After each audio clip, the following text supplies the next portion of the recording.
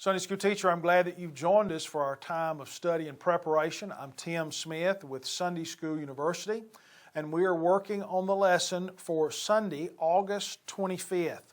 The title of this lesson is Praying. We're going to be in Acts chapter 12, verses 6 through 18. The point of the lesson is this: believers can thankfully trust God in all circumstances. Again, get your Bible, get your notes, get your pen, let's study. In the introduction, Peter and the early church faced dire circumstances when King Herod Agrippa began persecuting the early church. The church prayed, and Peter waited in his jail cell. God's deliverance of Peter from desperate, deadly circumstances taught them and reminds us to come to Him in times of need. Now, again, going back to King Agrippa. King Herod Agrippa the first ruled Judea. He was a Roman appointed leader. He was seeking to win favor with those that he ruled over, which were the Jews. And so he began persecuting the Christians. He executed James, the brother of John. And when he saw that this pleased the Jews, that's when he imprisoned Peter. And that's what we see in verses 1 through 4 of chapter 12. So Peter's in jail, and the church is praying. So let's look at these verses. Chapter 12, beginning in verse 6. When Herod was about to bring him out for trial, that very night Peter was bound with 2 chains, was sleeping between 2 soldiers, while the sentries in front of the door guarded the prison. Suddenly, an angel of the Lord appeared, and a light shone in the cell. Striking Peter on the side, he woke him up and said, "Quick, get up." And the chains fell off his wrist. "Get dressed," the angel told him, "and put on your sandals." And he did. "Wrap your cloak around you," he told him, "and follow me." So he went out and followed. He did not know what the angel did was really happening, but he thought it was that he was seeing a vision. After they passed the first and second guards, they came to the iron gate that leads into the city, which opened to them by itself. They went outside and passed one street, and suddenly the angel left him. Verse 6, we know that Herod intended to pass judgment on Peter after the Passover. And so the Passover was taking place. And again, Herod was doing all of this to gain popularity.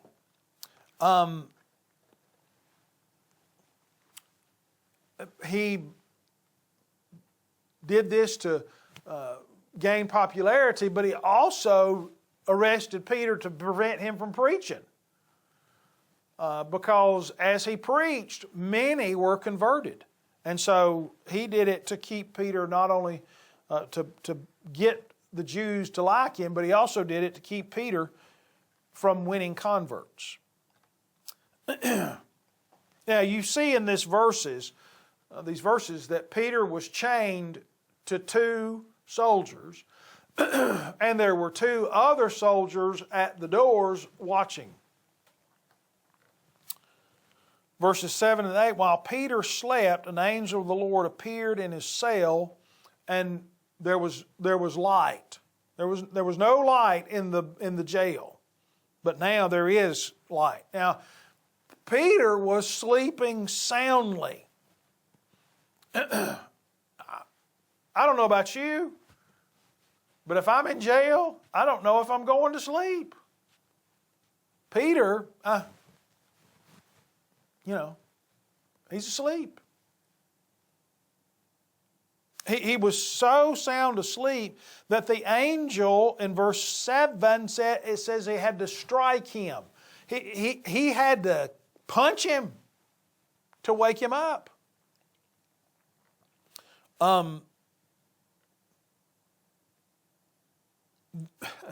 Peter thought he was dreaming. I love all of the detail, okay? All of the detail of, hey, get up, wake up, put your clothes on, put your sandals on, brush your teeth. I mean, everything that's in there reminds me of dealing with trying to wake up a teenager in the morning to get them ready to go to school. I mean, you got to do almost everything for them.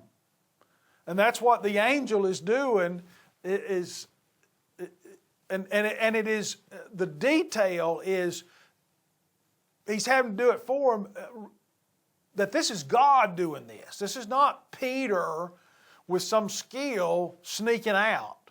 This is God miraculously delivering him and saving his life, because, yes, he would have been brought out the next day for his trial and would have been executed immediately.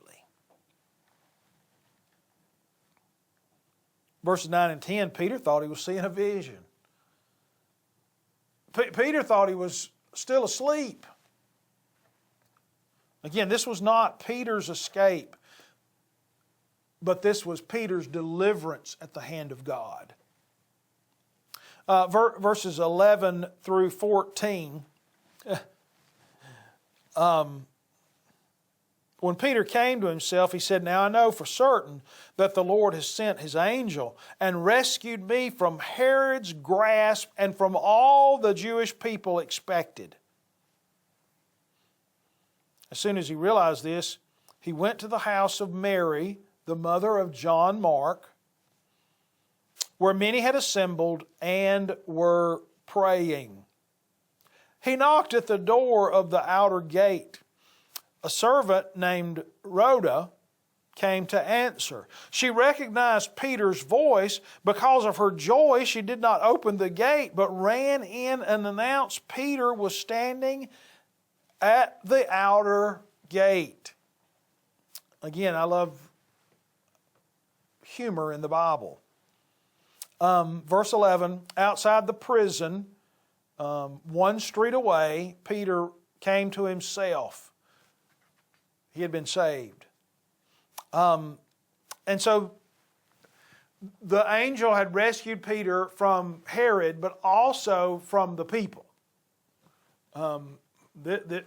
King Herod, yes, but also the Jewish people. The Jews wanted him dead. Verse 12, Peter knew that Christians had gathered at Mary's house for prayer. Again, John Mark is mentioned here. Yes, that's John Mark who went with Paul and Barnabas. This is Barnabas' family, his relatives. Again, this is the first mention of John Mark, but a significant character in the New Testament. Verses 13 and 14, Peter arrives at Mary's house. This is a significant house. It's big enough for all these people to be gathered in a prayer meeting. It's also big enough that it's got an outer gate. It's got a courtyard. So this was a woman of means, and she's got a servant named Rhoda. And so she was tasked with watching the outside door. So there's a knock at the door. She goes and she hears Peter.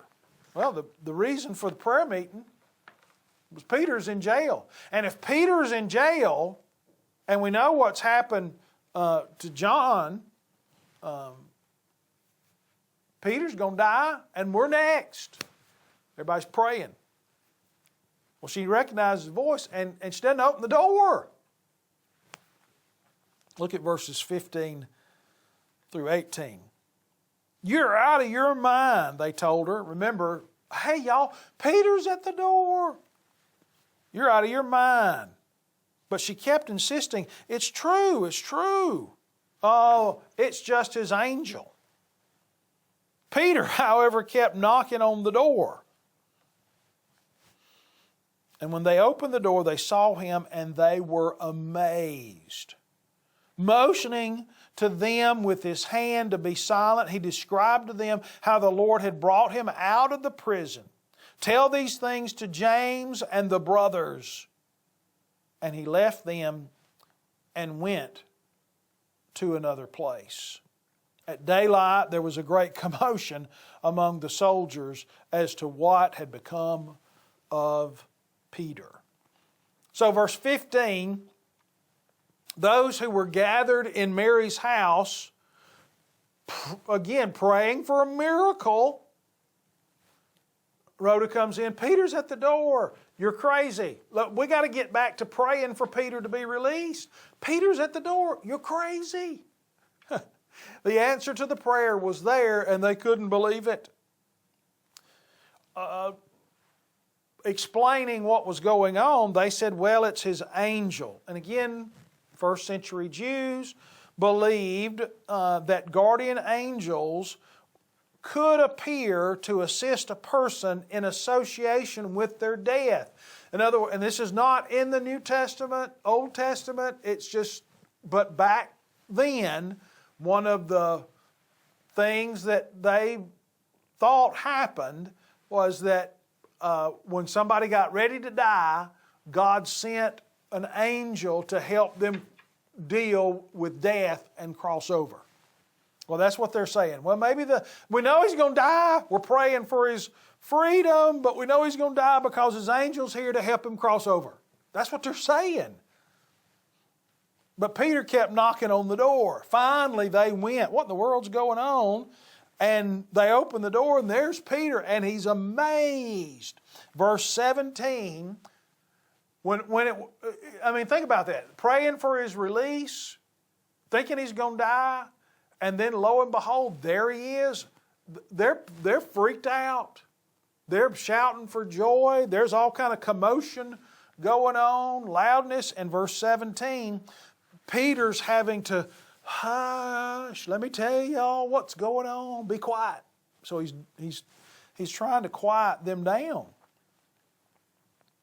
So he told them the story of, I'm between two soldiers, chains, I'm asleep. The angel kicks me, wakes me up, tells me to get ready. We go, the guards stay asleep, the gate miraculously opens, and I'm here. He says, tell James, that's the oldest of Jesus' brothers. That's whom Jesus had appeared after his resurrection. The brothers, he's talking about the elders of the church. And we know that Peter left Jerusalem because almost certainly he would have been arrested again if he had been found inside Jerusalem. We know that he returned to Jerusalem after the death of Herod Agrippa. And verse 18, soldiers, they're going to bring Peter out. No Peter. He's gone. What happened? Some soldiers paid the ultimate price for Peter escaping. But we know that this frustrated Herod Agrippa, he goes back to his summertime home, Caesarea Maritima, and there makes a speech and claims to be equal with God. God judges him, he dies. Peter returns. Okay. Summary of these verses. Believers should always follow God's leading.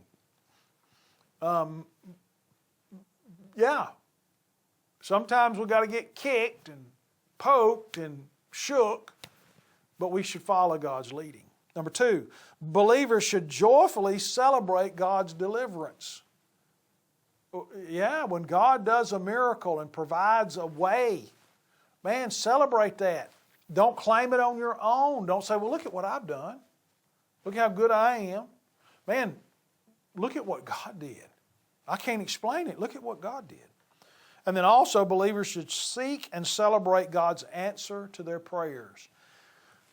Yes, pray for a miracle. And that is to believe. We are human.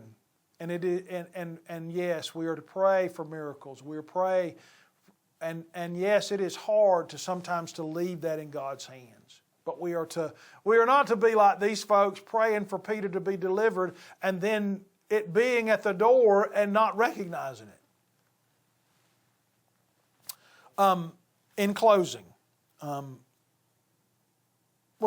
creating interest. What about God encourages you to pray? When have you been surprised by answered prayer? Get your group to discuss those. And again, the closing. What is the connection between prayer and knowing His will? How should knowing God's will affect our prayers? Again, encourage your group to reflect on answered prayers and maybe even in your own life, share a time when God answered a prayer. And then the group, who could you share that story with? Just as Peter shared his story about God answering the prayer. Think about how they were encouraged to hear that. Maybe your members need to tell someone about God's answered prayer to encourage them to have faith in God. Well, the title of this lesson is Praying. The point of the lesson is this: believers can thankfully trust God in all circumstances. Well, I'll be praying for you as you teach this coming Sunday. God bless you.